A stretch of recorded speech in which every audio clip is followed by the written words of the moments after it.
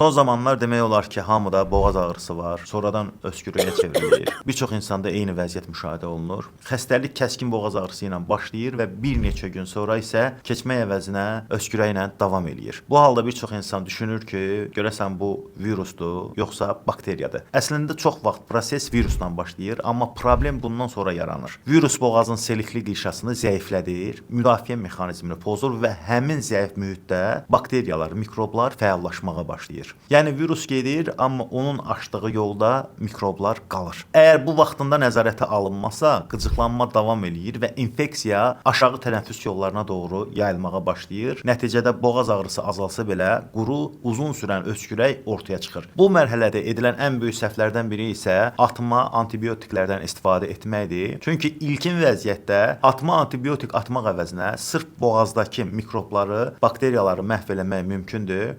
Bax, buna görə də müasir tibbdə soğurma dərmanlardan istifadə olunur. Tirobenz də bu əsasla hazırlanıb. Tərkibindəki tirotirsin təbii mənşəli antibiotikdir və bakteriyaların hüceyrə divarını parçalayaraq onları məhv edir. İnsan hüceyrələrinə isə zərər vermir. Bir də tərkibində benzokain var. Bu da boğazda ağrını və qıcıqlanmanı yüngülləşdirir. Soğurma tablet formasındadır. Əksər apteklərdən əldə edə bilərsiniz, təbii ki, həkim və əczaçıların tövsiyəsi ilə.